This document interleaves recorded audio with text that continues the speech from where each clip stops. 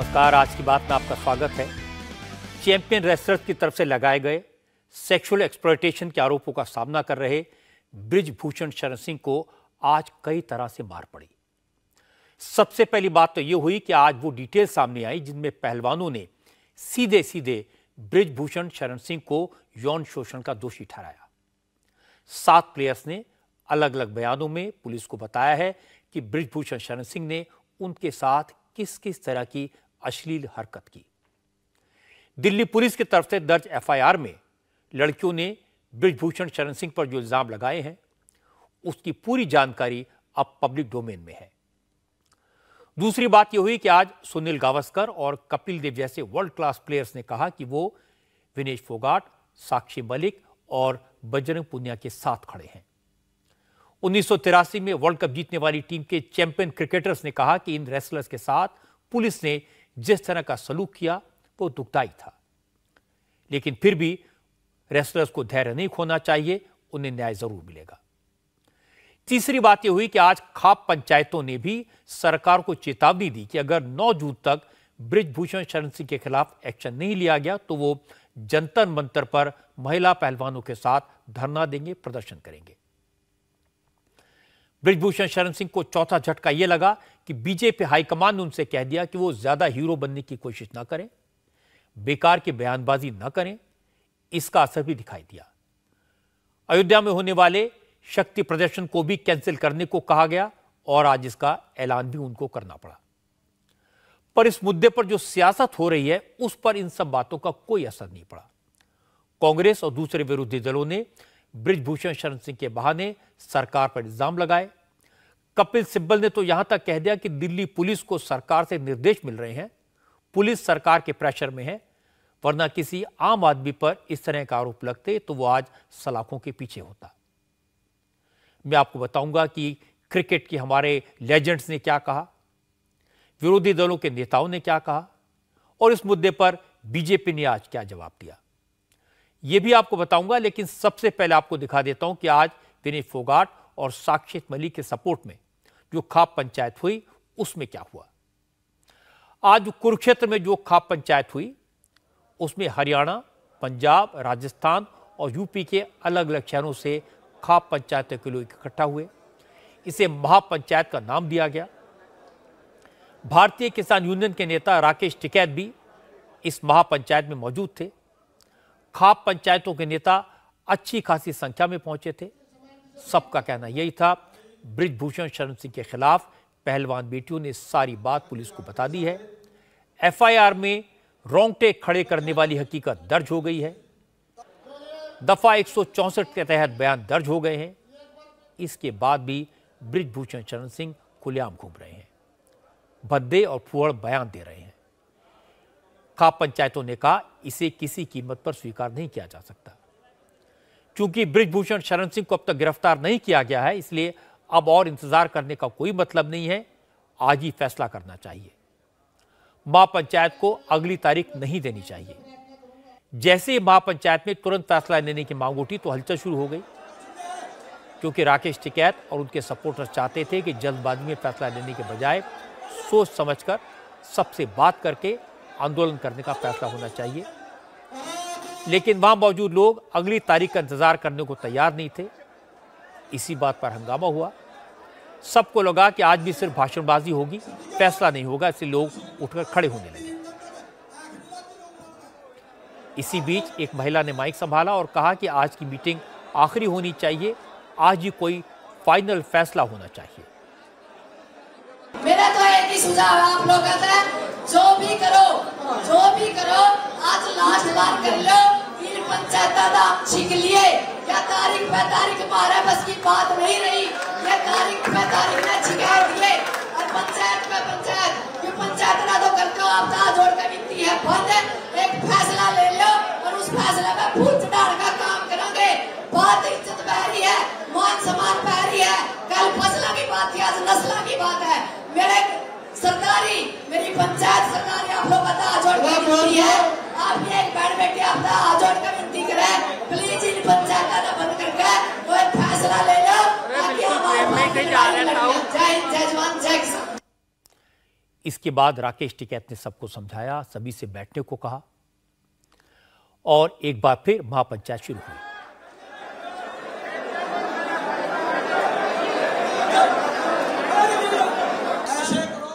कुछ लोगों ने अपनी बात कही और उसके बाद राकेश टिकैत ने माइक संभाला। उन्होंने कहा कुछ लोग इस महापंचायत को डिस्टर्ब करने आए हैं, लेकिन उनके मंसूबों को कामयाब नहीं होने दिया जाएगा। राकेश टिकैत ने कहा जिन्हें लगता है कि बिना सरकार से बातचीत किए इंसाफ मिल सकता है वो गलत है। अगर आरोपी के खिलाफ कार्रवाई नहीं हो रही और बेटियों को इंसाफ दिलाना है तो सरकार से बातचीत करनी ही पड़ेगी। इसके लिए थोड़ा सा वक्त भी देना होगा।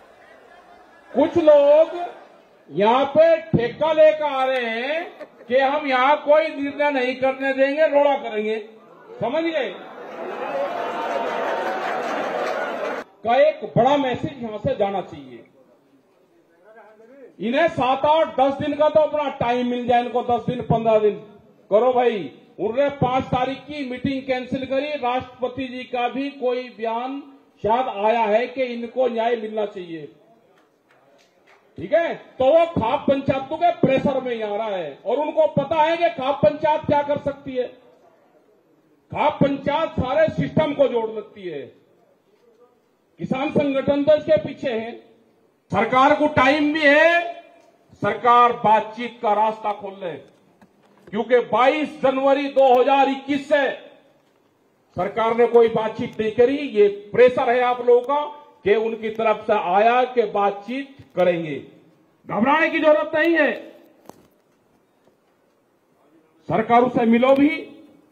बहुत लोग ये कहेंगे कि नहीं सरकार से नहीं मिलना, बगैर सरकार के मिले काम नहीं चलेगा। अपनी बात जब तक नहीं कहोगे। करीब 5 घंटे की महापंचायत के बाद आखिर में यह फैसला हुआ कि बृजभूषण शरण सिंह के खिलाफ एक्शन के लिए सरकार को 1 हफ्ते का वक्त देना चाहिए। अगर 9 जून तक बृजभूषण की गिरफ्तारी नहीं हुई तो खाप पंचायत और किसान संगठन जंतर मंतर पर महिला पहलवानों के साथ बड़ा धरना प्रदर्शन शुरू करेंगे। राकेश टिकैत ने एक बड़ी बात बताई। उन्होंने कहा कि सरकार की तरफ से उनसे संपर्क करने की कोशिश की गई है, वो भी बातचीत के लिए तैयार हैं। जब भी बातचीत के लिए बुलाया जाएगा उनकी तरफ से कुछ लोग जरूर जाएंगे और बेटियों को इंसाफ दिलाकर रहेंगे। यहाँ कुछ लोग भेज रखे थे, वे सब जगह थे, हमें पता था उनका वे हैं कौन कौन, वे चिन्हित हैं, लेकिन हमने अपना फैसला करना तो चिन्हित है। और फिर भाई कुरुक्षेत्र की मीटिंग, यहाँ पे मीटिंग है, यहाँ पे भी अगर कुरुक्षेत्र में तो रण की भूमि है भाई, यहाँ तो पैर धरते ही क्रांतिकारी हो जा। हमें पता था सुबह का ही, सुबह का पता हो, कुछ लोग थे वे, लेकिन उस चीज को नजरअंदाज करते हैं। हमने अपने फैसले लिए, हमें पता था वे क्या करना चाह, वे थे यही लोग शामिल, वे धक्का मुक्की कर रहे थे, वे न्यूसेंस भी कर रहे थे, लेकिन वो हमारा मकसद नहीं था कि उनको हम कुछ कहें। और ज्यादा हमें फैसला करवाना था। कुरुक्षेत्र से यहाँ से फैसला हुआ, 9 तारीख तक का समय सरकार के पास में है। और फिर हमारे भी 9 की 11 की 4 मीटिंग फिर आगे सब जगह पंचायतें, हम पूरे देश भर में फिर पंचायतें करेंगे। ठीक है, थैंक यू। आगे का निर्णय फिर जब ही लेना। ठीक है। दूसरी बड़ी बात यह हुई कि 1983 में क्रिकेट वर्ल्ड कप जीतने वाली टीम के लेजेंड्स भी आज खुलकर रेसलर्स के सपोर्ट में आए। कपिल देव, सुनील गावस्कर, रॉजर बिन्नी, मदन लाल, दिलीप वेंगसरकर, कीर्ति आजाद और के श्रीकांत जैसे फॉर्मर क्रिकेटर्स ने बयान जारी करके कहा कि वो देश का मान सम्मान बढ़ाने वाली बेटियों के साथ हैं। चैंपियन क्रिकेटर्स ने कहा कि जिस तरह से देश के लिए मेडल जीतने वाली विनेश फोगाट, साक्षी मलिक और बजरंग पूनिया को पुलिस ने घसीटा, वो तस्वीरें विचलित करने वाली हैं। इन तस्वीरों को देखकर दुख हुआ। वर्ल्ड कप जीतने वाली टीम के खिलाड़ी विरोध प्रदर्शन कर रहे रेसलर्स के साथ हैं, लेकिन रेसलर्स को कोई भी फैसला लेने में जल्दबाजी नहीं दिखानी चाहिए। इस बयान में उन्होंने कहा कि विनेश, साक्षी और बजरंग पूनिया ने अपने मेडल्स को गंगा में बहाने की जो बात कही है वो ठीक नहीं है, क्योंकि मेडल जीतने में बरसों की मेहनत, त्याग और तपस्या लगी है। ये मेडल देश के लिए सम्मान और खुशी का प्रतीक है। वर्ल्ड कप जीतने वाली टीम के चैंपियंस ने कहा कि वो उम्मीद करते हैं देश के गौरव इन रेसलर्स को जल्दी से जल्दी न्याय मिलेगा, देश के कानून की जीत होगी। अगर मेरे साथ ऐसा कुछ हो और मैं अपना मेडल लेकर के कहूं कि मैं गंगा में बहा दूंगा, तो आप समझ सकते हैं कि मेरे अंदर कितनी भड़ास होगी। मैं जिस न्याय की मांग 6 महीने से कर रहा हूं, मुझे नहीं मिल रहा। और खिलाड़ी बड़े भावुक होते हैं, जीतते हैं तो रोते हैं, हारते हैं तो रोते हैं। हमारे मन में छल कपट नहीं होता। हम लोग किसी जाति से, किसी क्षेत्र से, किसी राजनीति से हम लोग का कोई नाता लेना नहीं होता, हमारा देश से लेना देना होता है। और भावुक होना स्वाभाविक है। हम लोग क्या कहा जाए, इनोसेंट फूल्स हैं। मैं यही कहूँगा कि आप मेडल न फेंकें, क्योंकि मेडल्स आपकी ही नहीं, आप देश के धरोहर हैं, वो हम सबों का है। आप जीत भारत के लिए जीत कर लेकर आए हैं। और दूसरा, पुलिस से कि कृपया इसका निष्कर्ष तुरंत निकालें और पॉस्को कानून के अंतर्गत जो आपको करना चाहिए गिरफ्तारी करिए। बृजभूषण शरण सिंह के खिलाफ मेडल दिलाने वाली चैंपियन बेटी ने जो इल्जाम लगाए हैं, जो बातें कही हैं, वो रोंगटे खड़े कर देने वाली है। 2 अलग अलग एफआईआर दर्ज हुई हैं। पहली एफआईआर 6 महिला रेसलर्स ने दर्ज कराई है और दूसरी एफआईआर एक नाबालिग रेसलर की तरफ से दर्ज कराई गई है। दोनों ही एफआईआर में बृजभूषण के खिलाफ गंभीर आरोप लगाए गए हैं। ये चौंकाने वाले हैं। एफआईआर में ऐसी ऐसी बातें लिखी हैं जिन्हें मैं आपको बता भी नहीं सकता। वो शब्द ऐसे हैं जिन्हें पढ़कर आपके सामने रखना भी मेरे लिए बड़ा मुश्किल है। मोटी मोटी बातें मैं आपके साथ शेयर करने की कोशिश करता हूं। रेसलर्स की तरफ से जो एफआईआर दर्ज कराई गई है, उसमें उन्होंने साफ साफ कहा है कि बृजभूषण शरण सिंह ने उनके साथ एक नहीं कई बार गलत हरकत की। कभी उन्हें अश्लील तरीके से छुआ, कभी जबरन उन्हें अपनी तरफ खींचकर गले लगाने की कोशिश की, तो कभी उनकी टी शर्ट उतारकर उनके शरीर को गलत तरीके से टच किया, कभी फोटो खिंचाने के बहाने उन्हें बेवजह हाथ लगाया। महिला पहलवानों ने इल्जाम लगाया कि बृजभूषण शरण सिंह ने सांस का पैटर्न, ब्रीदिंग पैटर्न चेक करने के बहाने उनको शरीर पर अलग अलग जगह गलत तरीकों से छुआ। इसके अलावा नाबालिग रेसलर की तरफ से एफआईआर दर्ज कराई गई है, उसमें भी इसी तरह के गंभीर आरोप हैं जो दुखदाई हैं। नाबालिग रेसलर की तरफ से इल्जाम लगाया गया कि बृजभूषण शरण सिंह ने न सिर्फ उन्हें गलत तरीके से छुआ, बल्कि उनसे फिजिकल रिलेशन बनाने की कोशिश की। जब इस महिला पहलवान ने इसका विरोध किया तो बृजभूषण शरण सिंह ने उसे अंजाम भुगतने की धमकी दी। चैंपियन बेटियों ने जो आरोप लगाए हैं वो वाकई में परेशान करने वाले हैं, शर्मनाक हैं। इसलिए देश भर में बृजभूषण शरण सिंह के खिलाफ जबरदस्त गुस्सा है और जाहिर है विरोधी दल इसका फायदा उठाने में जुट गए हैं। बृजभूषण के खिलाफ इन दोनों एफआईआर में जो कुछ लिखा गया है, उसके कंटेंट को प्रियंका गांधी ने ट्वीट किया और प्रधानमंत्री नरेंद्र मोदी से सीधे सीधे सवाल किया। प्रियंका ने कहा कि नरेंद्र मोदी जी, इन गंभीर आरोपों को पढ़िए और देश को बताइए कि आरोपी पर अभी तक कार्रवाई क्यों नहीं हुई। इसके बाद राहुल गांधी ने भी ट्वीट किया, लिखा 25 अंतर्राष्ट्रीय मेडल लाने वाली बेटियां सड़कों पर न्याय की गुहार लगा रही हैं और 2 एफआईआर में यौन शोषण के 15 घिनौने आरोपों वाला सांसद प्रधानमंत्री की सुरक्षा कवच में महफूज है। कांग्रेस ने आज प्रधानमंत्री नरेंद्र मोदी के पीछे बृजभूषण शरण सिंह की तस्वीर लगाकर ट्वीट किया कि बृजभूषण सिंह को कौन बचा रहा है। कपिल सिब्बल भी पहलवान बेटियों के बचाव में खड़े हैं। सिब्बल देश के बड़े वकील हैं, कानून मंत्री रहे हैं। कपिल सिब्बल ने कहा कि रेसलर्स के साथ जो हो रहा है वो परेशान करने वाला है। कपिल सिब्बल ने आरोप लगाया कि बृजभूषण शरण सिंह पर इतने संगीन इल्जाम होने के बाद भी उन्हें जिस तरह की छूट दी जा रही है वो कानून की नाफरमानी है। ऐसा क्यों हो रहा है? कपिल सिब्बल ने कहा यह पूरा देश समझता है। हजारों ऐसे उदाहरण हैं जहां एफआईआर के द्वारा तुरंत गिरफ्तारी होती है, तो ये मापदंड यहां क्यों नहीं लागू? यही हिसाब है ना कि मतलब कि अब आप कानून को पहलवान बनाना चाहते हैं। यही है। I don't want to comment on what the Delhi police is doing. I think you as journalists, we as lawyers and the people of India know why this is happening. Kapil Sibal की बात तो सही है कि अगर किसी आम आदमी के खिलाफ इस तरह के इल्जाम लगे होते तो जेल में होता। लेकिन बृजभूषण शरण सिंह पर एफआईआर भी सुप्रीम कोर्ट के आदेश के बाद दर्ज हुई और उसके बाद भी अभी तक गिरफ्तारी नहीं हुई। ये थोड़ा हैरान करने वाला है।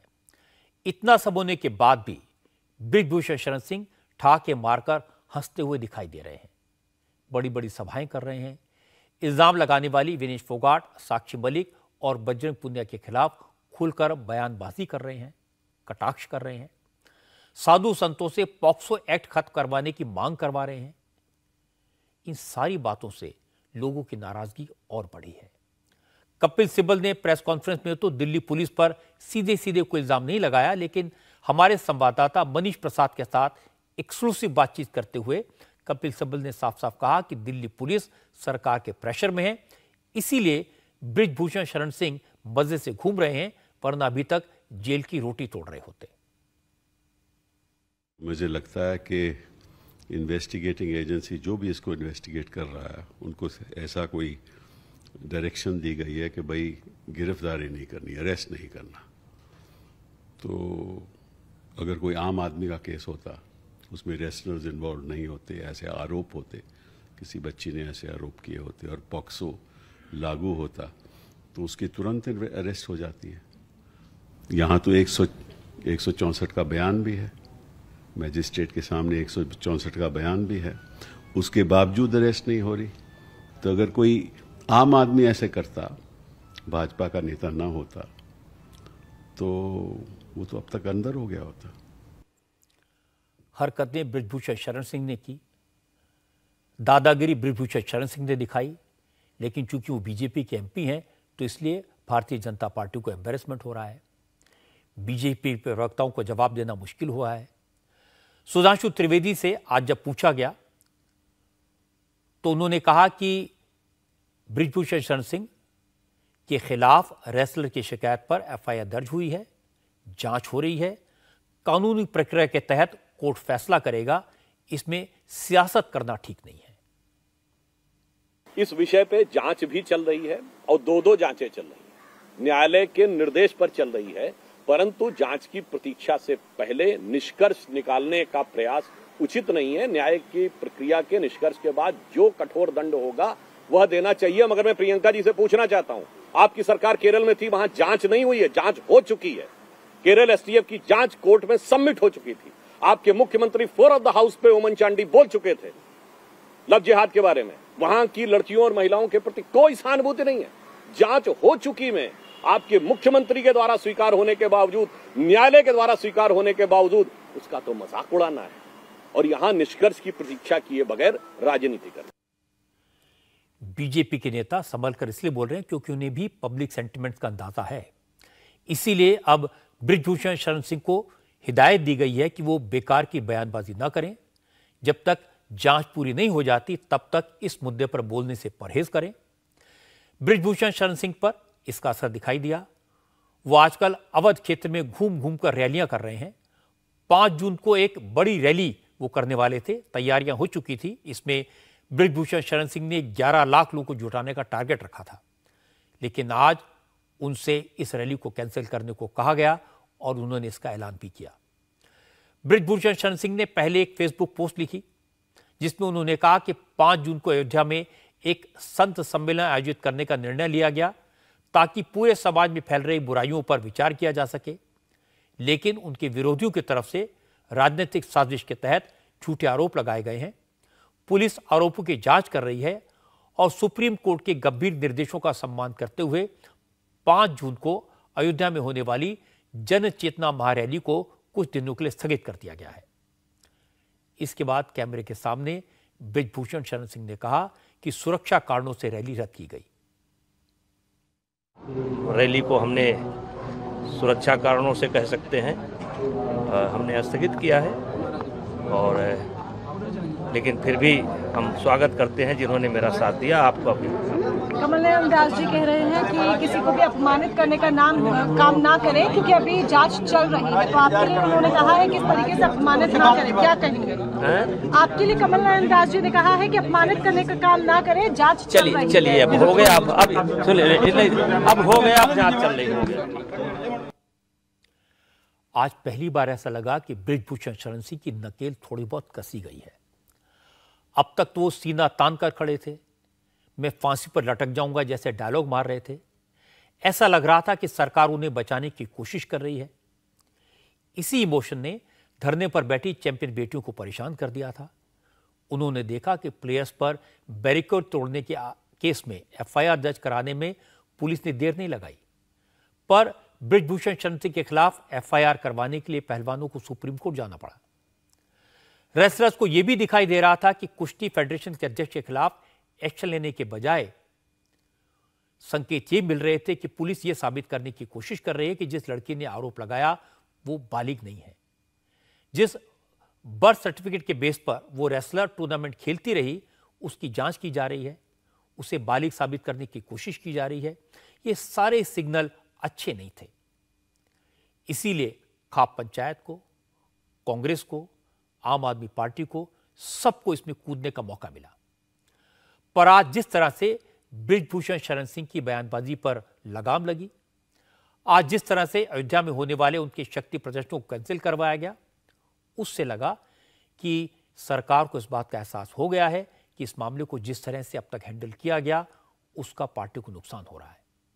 रेसलर बेटियों की वो तस्वीरें जहां पुलिस उन्हें घसीटती दिखाई दे रही है, किसी को भी रुला सकती हैं, उन्हें डिफेंड नहीं किया जा सकता।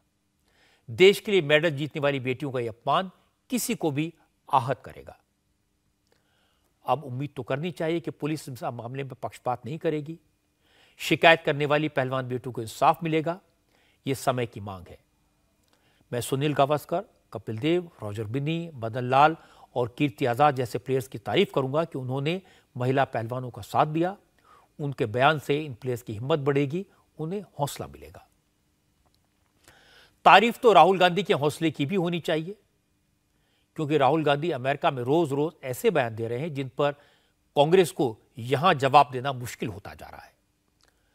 अब राहुल गांधी ने मुस्लिम लीग को सेक्युलर बता दिया।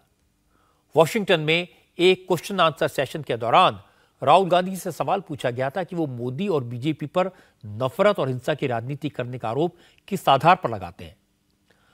तो राहुल ने इसकी वजह एक्सप्लेन नहीं की, बस यही कहा कि बीजेपी और मोदी समाज में नफरत फैलाते हैं, पोलराइजेशन करते हैं, लोगों को आपस में बांटते हैं।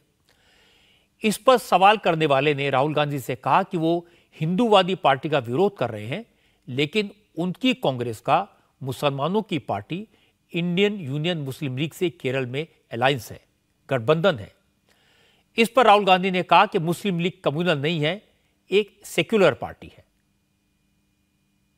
Says you talked about secularism and democracy while opposing the Hindu party BJP.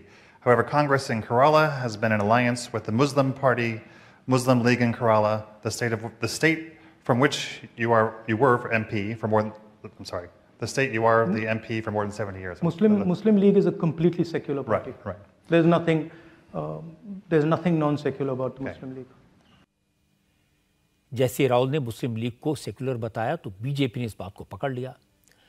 Sudhanshu Trivedi ने कहा अब तो इस बात में शक की कोई गुंजाइश ही नहीं है कि कांग्रेस मुसलमानों का तुष्टीकरण करती है, अपीजमेंट करती है। सुधांशु त्रिवेदी ने कहा कि कांग्रेस आतंकवादियों को सम्मान देती है, सिमी और पीएफआई जैसे कट्टरपंथी संगठनों को कल्चरल ऑर्गेनाइजेशन बताती है, इसीलिए राहुल गांधी को मुस्लिम लीग सेक्युलर नजर आती है। सुधांशु त्रिवेदी ने कहा कि कांग्रेस का सिर्फ मुस्लिम लीग के साथ नहीं, ओवैसी के साथ भी अलायंस है। राहुल गांधी जी की और कांग्रेस पार्टी की बुद्धि के आधार के ऊपर मुस्लिम लीग जो कि 47 में बनी कैसे थी, ये कहते हैं साहब उस मुस्लिम लीग से कोई कनेक्शन नहीं। तो मैं बताना चाहता हूं आज का पूरा साउथ इंडिया जिस मद्रास प्रेसिडेंसी में था उसमें लगभग सारी सीटें जिन्ना की मुस्लिम लीग ने पाई थी और 95% वोट पाया था। वो सब चले गए क्या? उसी के तुरंत बाद इसका गठन हुआ। कोई बात नहीं, नाम से ही काफी है। कांग्रेस के नेता कहते हैं पढ़े लिखे नहीं है क्या? मेरा कहना है दिखाई नहीं पड़ता क्या? दूसरा, ऑल इंडिया मजलिसे इत्तिहादुल मुसलमीन के साथ अविभाजित आंध्र प्रदेश में सरकार चला चुके हैं, ये भी सेकुलर है। फुरफुरा शरीफ के गद्दी नशीब पीरजादा अब्बास सिद्दीकी के साथ बंगाल में गठबंधन कर चुके हैं, वो भी सेकुलर है। सिमी एक सांस्कृतिक संगठन है, पीएफआई एक सांस्कृतिक संगठन है, वो भी सेकुलरिज्म के प्रतीक हैं। और कांग्रेस पार्टी की जो ये सोच है, जो राहुल गांधी वहां पर व्यक्त कर रहे हैं, इस सोच के अनुसार तो बड़े से बड़े आतंकवाद के आरोपी भी सिर्फ भटके हुए नौजवान हैं। ओसामा जी है, हाफिज साहब है, इशरत बेटी है, जाकिर नायक शांति का मसीहा है, बुरहान वानी भटका नौजवान है, अफजल गुरु हालात का मारा है और याकूब मेनन की जुडिशियल किलिंग है। तो मुझे लगता है कि आप जब 7 समंदर पार जाते हैं, तो हम सब लोगों ने सुना होगा पहले कि किसी का दिमाग 7वें आसमान पे पहुंच जाए तो उसे कुछ समझ में नहीं आता। मुझे लगता है राहुल गांधी जब 7 समंदर पार जाते हैं तो उनका दिमाग पता नहीं कहां हो जाता है। जब बीजेपी ने इतना करारा अटैक किया तो कांग्रेस राहुल गांधी के बचाव में उतरी। कांग्रेस के प्रवक्ता पवन खेड़ा ने कहा कि बीजेपी को भारत का नहीं, पाकिस्तान का इतिहास जानती है, इसीलिए इंडियन यूनियन मुस्लिम लीग को जिन्ना की मुस्लिम लीग बता रही है। पवन खेड़ा ने कहा कि भारतीय मुस्लिम लीग के साथ तो बीजेपी खुद भी अलायंस कर चुकी है।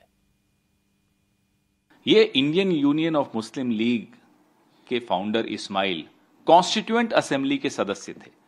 Indian union of Muslim league के फाउंडर इस्माइल ने 62 के जंग में अपने बेटे मियां खान को चीन से लड़ने के लिए हिंदुस्तान की आर्मी को सुपुर्द करने की पेशकश की थी। ये वो मुस्लिम लीग है जिसके ई अहमद को अटल बिहारी वाजपेयी जी ने जिनीवा भेजा था 1993 में। ये वो मुस्लिम लीग है जिससे भारतीय जनता पार्टी ने स्वयं नागपुर म्युनिसिपैलिटी में अलायंस किया, गठबंधन किया म्युनिसिपैलिटी पे कब्जा करने के लिए। आज क्योंकि राहुल गांधी ने बोल दिया, या फिर क्योंकि कोई वो अमित मालवीय नाम का एक प्राणी है, क्योंकि शायद उसको ज्ञान नहीं है, तो अब वो तय करेगा कि साहब मुस्लिम लीग कौन सी मुस्लिम लीग है। ये जिन्ना की मुस्लिम लीग वो थी जिससे श्यामा प्रसाद मुखर्जी ने गठबंधन किया था। ये वो मुस्लिम लीग नहीं है, ये वो मुस्लिम लीग है जिससे भारतीय जनता पार्टी ने नागपुर में गठबंधन किया था। ये वो मुस्लिम लीग है जिसको अटल जी पसंद करते थे, जिसके मैंने आपको जैसे उदाहरण दिया, जो 1993 में संस्कृत की यूनिवर्सिटी केरला में बनी, वो इसी मुस्लिम लीग ने स्थापित की थी। एजुकेशन मिनिस्टर इसी मुस्लिम लीग का था। इनको ज्ञान नहीं है, ये व्हाट्सएपिया लोग हैं। ये व्हाट्सएप का ज्ञान सरकारों में लगाने लग गए, अब राजनीति में चलाने लग गए। अब कांग्रेस की सहयोगी आरजेडी ने भी मुस्लिम लीग को सेक्युलर बताने पर राहुल गांधी को डिफेंड किया। आरजेडी के सांसद मनोज झा ने कहा, आज की इंडियन मुस्लिम लीग का जिन्ना की मुस्लिम लीग से कोई रिलेशन ही नहीं है। मनोज झा ने कहा कि अगर आज की मुस्लिम लीग सेक्युलर नहीं होती तो चुनाव आयोग उसको मान्यता कैसे देता। क्या गलत कहा उन्होंने। ये मुस्लिम लीग जिन्ना वाली मुस्लिम लीग नहीं है साहब, पार्टीशन के वक्त ही में ही ये कहा। और अगर इंडियन यूनियन मुस्लिम लीग सेक्युलर नहीं है तो बीजेपी सेक्युलर है क्या? जो भी पार्टी रजिस्टर्ड है वो संविधान के दायरे में काम कर रही है। जो संविधान के दायरे में काम नहीं कर रहा, उन पार्टियों के रजिस्ट्रेशन पे ही शंका होती है, हो ही नहीं पाता। तो सिर्फ चूंकि मुस्लिम लगा हुआ है ना, तो ये खबर बन गई। वाह, कहां ले आए इस देश को हम लोग। ये वही लोग हैं जो मुस्लिम लीग के साथ मिल करके इनके पुरखों ने सरकारें बनाई थी। इसलिए आईना सामने रखना बहुत जरूरी होता है।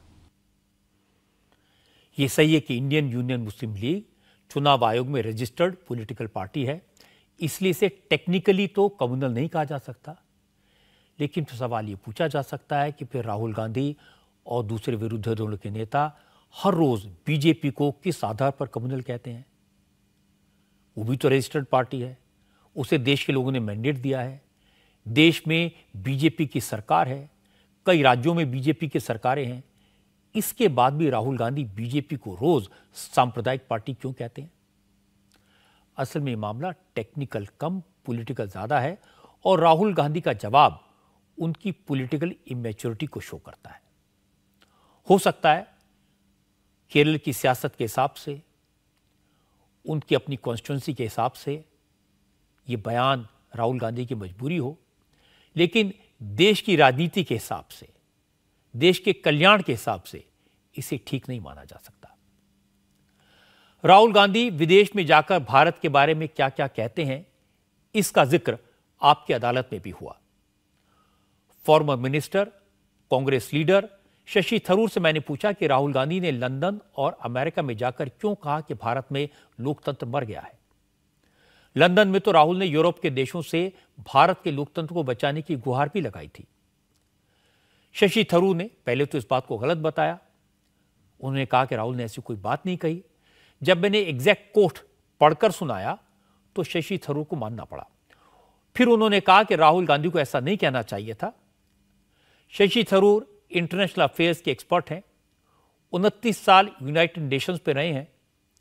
उन्होंने लंदन में जाकर भारत की तारीफ की थी, अंग्रेजों को जवाब दिया था, करारा जवाब दिया था। उनकी राय है कि देश के मसले सरहद के बाहर जाकर डिस्कस नहीं करने चाहिए। लेकिन उन्होंने यह भी कहा कि इसकी शुरुआत प्रधानमंत्री नरेंद्र मोदी ने की थी। शशि थरूर ने आपकी अदालत में जो कहा उसका एक छोटा सा हिस्सा मैं आपको दिखाता हूं। शशि, जब फॉरेन पॉलिसी की बात आती है, एक आप हैं जिन्होंने लंदन में जाके स्पीच दी, अंग्रेजों को उनका आईना दिखाया और उसकी बहुत तारीफ हुई। एक राहुल गांधी हैं, वो जब लंदन में और अमेरिका में जाते हैं तो कहते हैं कि हमारे यहाँ डेमोक्रेसी खत्म हो गई। आप आइए जरा हमारा ख्याल करिए, कुछ मदद करिए। नहीं, वो नहीं कहा। देखिए, ये आरोप ये गलत आरोप, ये गलत आरोप है। मैं आपसे कहना चाहता हूं जो अभी ताली बजाए कि राहुल गांधी जी ने कहा था कि हमारी डेमोक्रेसी में काफ़ी चैलेंजेस हैं, लेकिन उन्हें ये भी कहा कि हमारी जिम्मेदारी है इसको सॉल्व करने के लिए, किसी और की नहीं। उसने कहा कि आप लोग को जानना चाहिए क्योंकि भारतीय लोकतंत्र जो है ये एक ग्लोबल पब्लिक गुड है, पूरा दुनिया के लिए अच्छा है कि भारत लोकतांत्रिक रहे। लेकिन उन्होंने नहीं कहा कि आप आके कुछ कीजिए, आप जानिए, बस यही कहा उन्होंने। लेकिन गलत आरोप बता देता। उन्होंने क्या कहा? उन्होंने कहा, how would you react if democracy suddenly disappeared in Europe? You will be shocked and say, oh my God, that's a massive blow to democracy. And he says that has happened already. That's not something that's going to happen in future. And with that regard, Europe shocks me that there is no reaction. हाँ, reaction मतलब उनका ये कहना है कि हमारे यहाँ democracy मर रही है और यूरोप में कोई रिएक्ट बोल नहीं रहे हैं। वो बोलने के बारे में शायद उसने कहा। मैं ये कहूँगा कि हमारे देश का लोकतंत्र जो है, मैं हर चुनाव को मैं absolutely free and fair election मानता हूं। चुनावी लोकतंत्रता हमारे पास है, लेकिन जो दो चुनाव के बीच में जो होता है, इसमें तो कई चीजें की कमी है हमारे लोकतंत्र में। इस 2014 लेकिन ये शिकायत आपने तो कभी यूरोप में जाके नहीं की, आपने तो कभी अमेरिका में जाके नहीं की। सही है क्योंकि मैं तो कुछ सालों से कह रहा हूं कि कोई कांग्रेसी फॉरेन पॉलिसी और भाजपा फॉरेन पॉलिसी नहीं है, सिर्फ भारत की फॉरेन पॉलिसी है और भारत के इंटरेस्ट है। तो मैं तो जब एक्सटर्नल अफेयर्स कमेटी का अध्यक्ष था, मैं इसी स्पिरिट में कह रहा था कि देखिए, इस विषय पे जो भी हमारे राजनीतिक डिफरेंसेस होते हैं, ये तो हमारे देश के सीमे पे रुक जाते हैं, बाहर हमारे डिफरेंसेस नहीं कहना चाहिए। लेकिन ये भी सही है कि इसको जो पहले तोड़ने लगा, ये तो भाजपा और मोदी साहब है। मोदी साहब विदेश में जाके कह रहा था कि हमारे देश में कुछ अच्छा नहीं हुआ 60 साल से, कि जो हमारे पहले आए थे भारत को इतनी बुरी तरह से चलाए कि लोग गर्व से नहीं कहते थे कि वह भारतवासी थे। इस किस्म के भाषण मोदी साहब ने विदेश में देने शुरू किया। हमको आश्चर्य लगा क्योंकि कोई भी हमारे प्रधानमंत्री उनकी राजनीति, भारतीय राजनीति को विदेश पे बोलने नहीं लगा था। ये मोदी जी ने पहला किया। शशि थरूर ने आपकी अदालत में इस बारे में और क्या क्या कहा, ये डिटेल में तो आप कल रात 10 बजे देख पाएंगे। मैंने उनसे पूछा कि ऑस्ट्रेलिया के प्राइम मिनिस्टर ने हमारे प्राइम मिनिस्टर को बॉस कहा, पीएनजी के प्राइम मिनिस्टर ने मोदी के पैर छुए, ऐसी बातों का क्या मतलब होता है? तो शशि थरूर ने कहा कि उन्होंने अपने लंबे इंटरनेशनल करियर में ऐसा पहले कभी नहीं देखा। लेकिन उन्होंने ये भी याद दिलाया कि जब बराक ओबामा से वर्ल्ड लीडर्स के बारे में पूछा गया था तो उन्होंने सबसे पहले डॉक्टर मनमोहन सिंह का नाम लिया था, ये भी नहीं भूलना चाहिए। शशि थरूर ने कहा कि किसी भी प्रधानमंत्री का सम्मान भारत का सम्मान है, इस बात को नरेंद्र मोदी भी कहते हैं। किसी भी प्रधानमंत्री का सम्मान विदेश में होना देश के लिए गर्व की बात होती है। Please welcome Shashi Tharoor. राहुल गांधी कहते हैं ना कि मैंने मोहब्बत की दुकान खोली है, तो लोग कहते हैं शशि थरूर ने तो बहुत पहले खोल ली थी। कहते हैं कि शशि थरूर है जहां लेडीज हैं वहां आग लगी है बस्ती में, थरूर अपनी बस्ती में। हुस्न तुम्हारा पर्वत है, आंखें तुम्हारी झरना प्रिय, मेरे दिल पर दे दो शाहीन बाग का धरना प्रिय। अब कोई और हीरोइन आपकी जिंदगी में आने वाली है? अंग्रेजी में कहावत है ना, never say never. Senior Congress नेता और सांसद शशि थरूर आपकी अदालत में शनिवार रात 10 बजे। आपकी अदालत में राहुल गांधी के बारे में शशि थरूर की राय तो आप कल रात 10 बजे देख पाएंगे डिटेल में, लेकिन फिलहाल आपको यह दिखा देता हूं कि राहुल गांधी ने अमेरिका में और क्या क्या कहा जिससे विवाद खड़े हुए। राहुल गांधी ने दावा किया कि 2024 के आम चुनाव के नतीजे लोगों को हैरान कर देंगे, पूरा ऑपोजिशन मिलकर चुनाव लड़ेगा और सब मिलकर मोदी को हरा देंगे। राहुल गांधी ने कहा कि महंगाई और बेरोजगारी के कारण लोग मोदी सरकार से नाराज हैं, नफरत की सियासत को लेकर भी जनता मोदी और बीजेपी से नाखुश है। लेकिन जैसे ही राहुल से यह पूछा गया क्या कांग्रेस किसी दूसरी ऑपोजिशन पार्टी के नेतृत्व वाले गठबंधन में शामिल होगी, तो राहुल ने बात घुमा दी। कहा देखते रहिए 2024 में नतीजे चौंकाने वाले होंगे। Would Congress now be willing to consider being part of a coalition government that it does not lead? Well, I mean, these are questions that need to be asked to the Congress president because he's the decision maker. I think the Congress party will do very well in the next election. I think it'll surprise people because I think there is a hidden undercurrent building,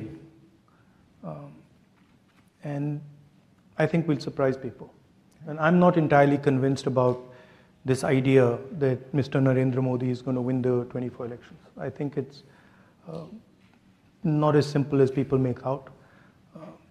If you just do the math, a united opposition will defeat the BJP on its own without any, electoral math.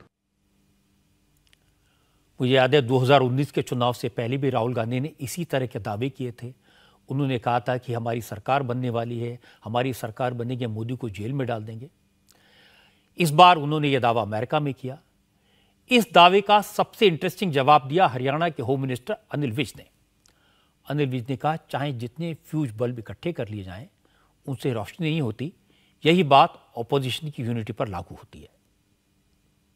देखिए, बहुत सारे fuse bulb इकट्ठे करके भी रोशनी नहीं की जा सकती। ये सारे फ्यूज बल्ब हैं, इनको लोग देख चुके हुए हैं। और नरेंद्र मोदी जी ने जो राजनीति की नई दशा और दिशा दी है, लोग उससे सहमत हैं। ना केवल हमारे देश के लोग, सारे विश्व के बड़े बड़े नेता नरेंद्र मोदी जी के तारीफ करते हैं, उनकी वर्किंग की सराहना करते हैं। अमेरिका में राहुल ने दावा तो कर दिया कि विरोधी दल मोदी के खिलाफ मिलकर लड़ेंगे और जीतेंगे, लेकिन पूछा गया कितने विरोधी दल एक साथ आएंगे, कौन कौन कांग्रेस को सपोर्ट करेगा, कांग्रेस किस किस को सपोर्ट करेगी। इस सवाल का जवाब राहुल के पास नहीं है। अमेरिका में राहुल गांधी ने ऑपोजिशन यूनिटी की जब बातें की, उनसे पूछा गया क्या कांग्रेस केंद्र सरकार के उस ऑर्डिनेंस के खिलाफ केजरीवाल की पार्टी को सपोर्ट करेगी जिसका वो विरोध कर रहे हैं, तो राहुल इधर उधर देखने लगे। फिर सोचकर उन्होंने कहा कई राज्य ऐसे हैं जहां मुकाबला बीजेपी से नहीं है, ऑपोजिशन पार्टीज आमने सामने हैं, बड़ा कॉम्प्लिकेटेड इशू है, लेकिन 2024 में सब मिलकर मोदी को हराएंगे। How united is the opposition in India, and why isn't Congress supporting Kejriwal in the ordinance on the ordinance issue? Well, that's an internal discussion we are having. The opposition is pretty well united, and I think it's getting more and more united. We are having conversations with all the opposition, and I think quite a lot of good work is happening there. Okay. Yeah. It's a complicated it's a complicated discussion because there are spaces where we are competing also with the opposition. So it's a little bit of give and take is required, but I'm confident that will happen. Kejriwal को ये बात पसंद नहीं आई कि राहुल ने उनकी party को support करने का, ऑर्डिनेंस पर विरोध करने का कोई कमिटमेंट नहीं किया। इसलिए आज केजरीवाल ने कहा कि अब कांग्रेस को यह तय करना है कि वो संविधान बचाने वालों के साथ है या फिर बीजेपी के साथ। बढ़ेगी, जरूर बढ़ेगी, क्यों नहीं बढ़ेगी। हमने उनको टाइम मांगा है और हमें जरूर उम्मीद है कि वो टाइम देंगे भी और वो संसद के अंदर इस ऑर्डिनेंस को गिराने में, मतलब मैं सोच नहीं सकता कि कोई भी पार्टी इस अध्यादेश के पक्ष में कैसे वोट कर सकती है। और ये जैसे मैंने कहा, मेरी लड़ाई नहीं है, पूरा देश देख रहा है, पूरा देश देखेगा। तो कांग्रेस को ये तय करना है कि वो जनतंत्र के साथ है, संविधान के साथ है, देश के 140 करोड़ लोगों के साथ है या मोदी जी के साथ है। आज केजरीवाल रांची में थे। वो भगवंत मान और पार्टी के दूसरे नेताओं के साथ झारखंड के मुख्यमंत्री हेमंत सोरेन से मिलने पहुंचे थे। केजरीवाल ने हेमंत सोरेन से केंद्र सरकार के ऑर्डिनेंस के खिलाफ झारखंड मुक्ति मोर्चा का सपोर्ट मांगा। 1 घंटे तक बात हुई। केजरीवाल ने कहा कि बीजेपी के पास राज्यसभा में सिर्फ 93 मेंबर्स हैं। बिल पास करवाने के लिए कम से कम 120 मेंबर्स के सपोर्ट की जरूरत है। इसलिए अगर सारे विरोधी दल मिल जाएं तो मोदी सरकार को राज्यसभा में हराया जा सकता है, बिल को गिराया जा सकता है। हेमंत सोरेन ने केजरीवाल की बात सुनी। इसके बाद कह दिया, केजरीवाल की बातें तो सही हैं, विरोधी दलों को केजरीवाल के साथ खड़े होना चाहिए, लेकिन उनकी पार्टी केजरीवाल को सपोर्ट करेगी या नहीं, इसके बारे में फाइनल फैसला वो गुरुजी यानी अपने पिता शिबू सोरेन से पूछकर करेंगे। इस विषय को लेकर हम अभी और गहराई से पार्टी के अंदर चर्चा करेंगे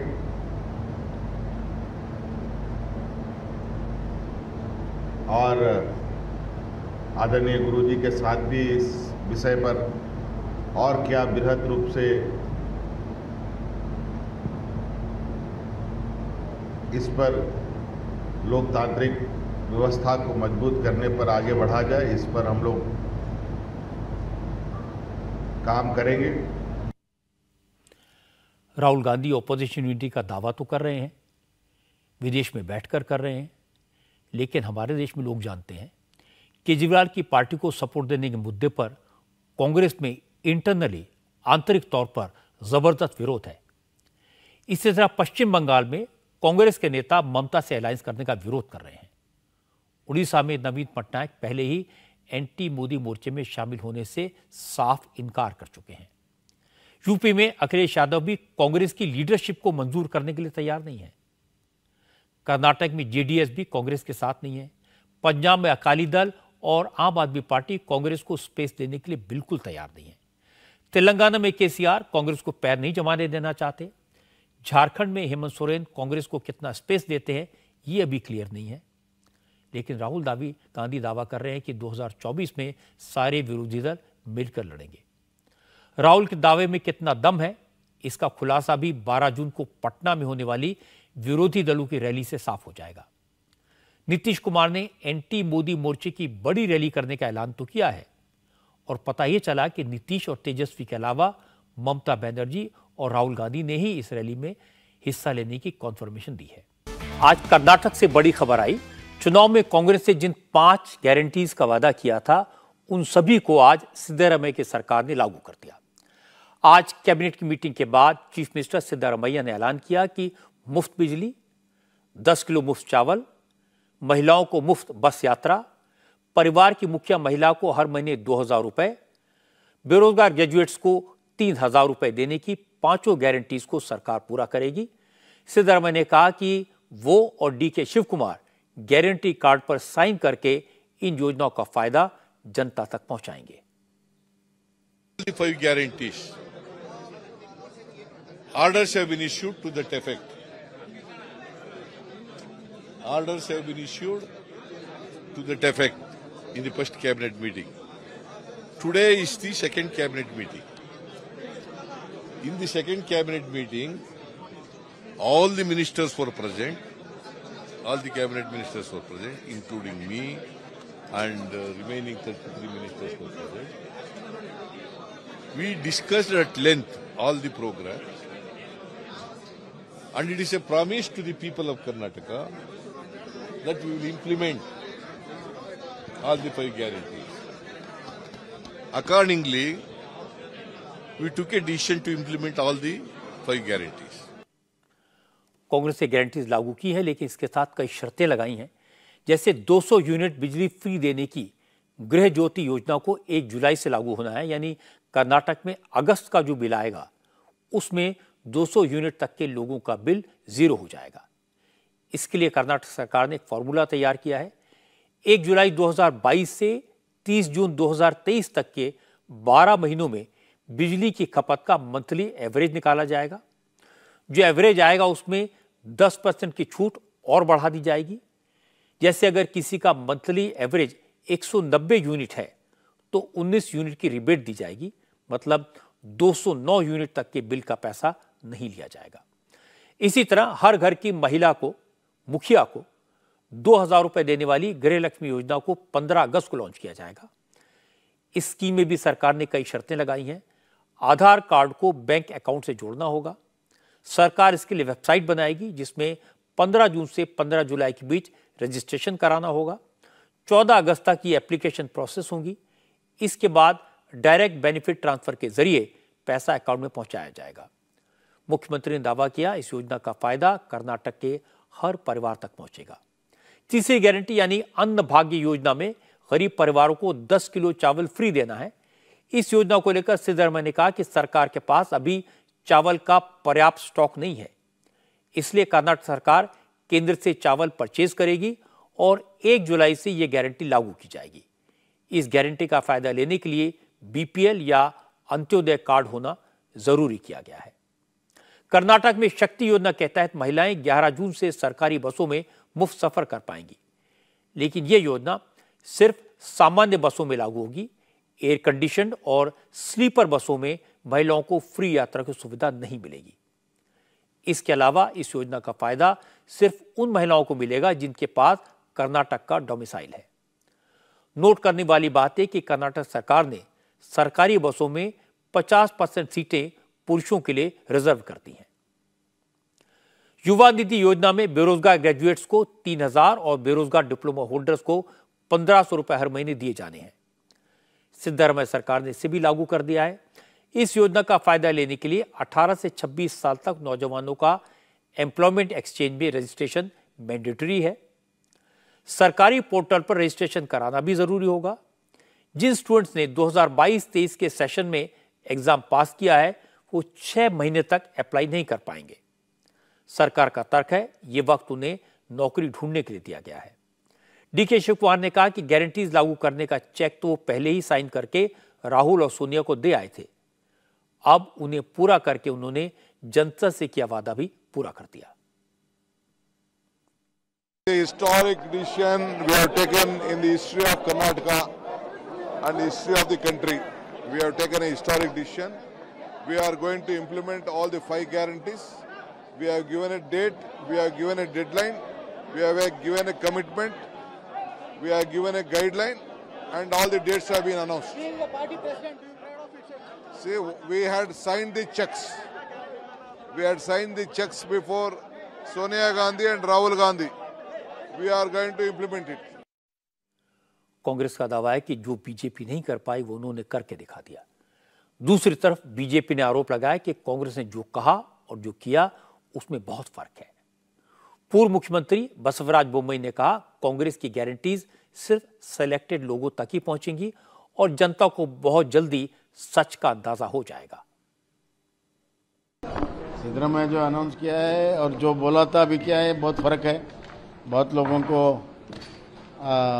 ये लाभ नहीं मिलेगा और एक तरह से जो बोला कुछ है और किया कुछ है। बहुत सारे लोगों को थोड़े दिन में मालूम हो जाएगा कि ये बहुत बड़ा धोखा है। बहुत सारे राइडर्स लगाए, कंडीशन लगाए, ये सब बहुत जो सबको बोला था वो सबको नहीं हो रहा है, कुछ ही लोगों को हो रहा है। कर्नाटक में सिद्धरमैया ने चुनाव से पहले जो वादे किए थे उनको पूरा कर दिया, ऐलान कर दिया, ये अच्छी बात है। लेकिन मैं सिद्धरामैया की हिम्मत की दाद दूंगा, क्योंकि वो कर्नाटक के फाइनेंस मिनिस्टर भी हैं। अगले महीने उन्हें बजट पेश करना है। जो फिगर्स मैंने पढ़े हैं उसके मुताबिक पिछले साल कर्नाटक का बजट करीब 3 लाख करोड़ का था। इसमें से पब्लिक वेलफेयर स्कीम्स पर 31,000 करोड़ रुपए खर्च हो रहे थे। अब नई 5 गारंटीज को पूरा करने के लिए 60,000 करोड़ रुपए की और जरूरत पड़ेगी। इतनी बड़ी रकम का इंतजाम कहां से होगा? ये इंतजाम करना सिद्धरामैया के लिए बड़ी चुनौती होगा। ओडिशा के बालासोर डिस्ट्रिक्ट में 2 पैसेंजर ट्रेन हादसे का शिकार हो गई। इस एक्सीडेंट में 50 से ज्यादा लोगों की मौत हो गई है और करीब 200 लोग घायल हैं। पता चला कि हावड़ा से चेन्नई जा रही कोरोमंडल एक्सप्रेस के 10 से 12 कोच पटरी से उतर गए और बगल के ट्रैक पर जा गिरे। इससे कुछ ही देर बाद बगल वाले ट्रैक से एक और ट्रेन हावड़ा की तरफ जा रही थी। दूसरी ट्रेन के डिब्बे उन कोचेस से जाकर टकराए जो ट्रैक पर गिरे हुए थे। इसकी वजह से दूसरी ट्रेन के भी 3 से 4 कोचेस डीरेल हो गए। इस बड़े ट्रेन हादसे के बाद मदद के लिए फौरन एक्सीडेंट रिलीफ ट्रेन को मौके पर रवाना कर दिया गया है। इस वक्त रेस्क्यू ऑपरेशन चलाया जा रहा है। ज़्यादा से ज़्यादा लोगों को बचाने की कोशिश की जा रही है। बालासोर के कलेक्टर मौके पर मौजूद हैं।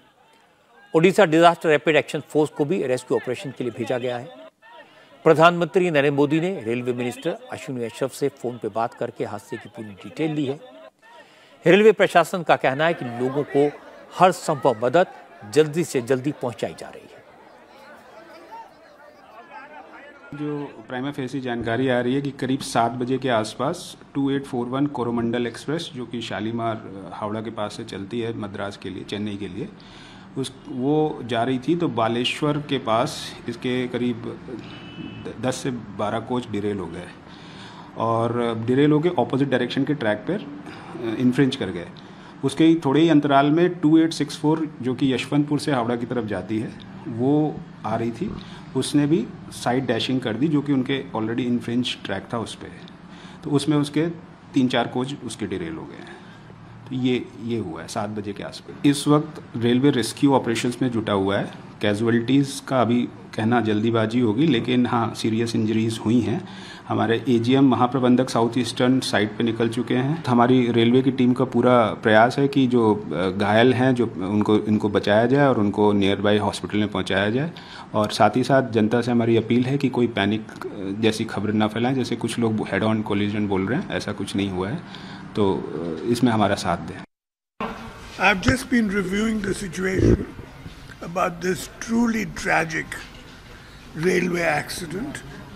I'll be flying there early tomorrow morning to naturally review the whole situation.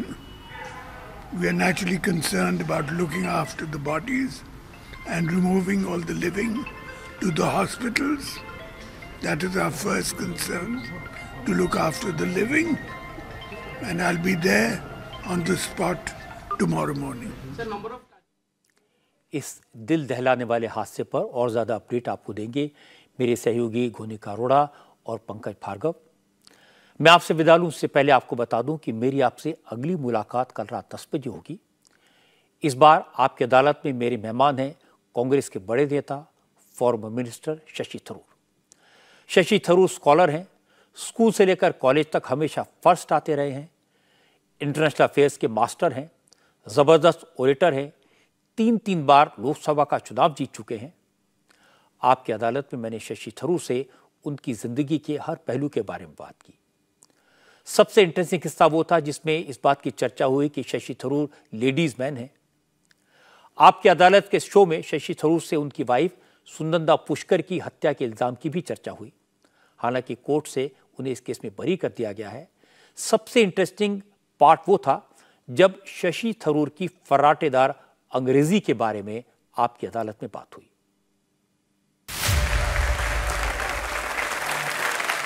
इतनी फर्राटेदार अंग्रेजी बोलते हैं, इतनी नॉलेज है। Word of the day, snollygoster.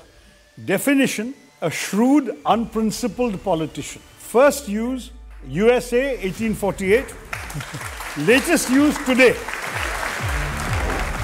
Farrago of distortions, misrepresentations and outright lies. Suddenly Oxford English Dictionary की एक ट्वीट आया कि 10 लाख लोग सडनली इस फरागो का मतलब ढूंढ रहे थे इंटरनेट पे। तो लोग उनको जवाब दे रहे थे कि भारत में एक राजनेता ये शब्द इस्तेमाल किया, इसलिए हम सब जानना चाहते हैं। This book is more than just an exercise in floccinaucy nihilipilification.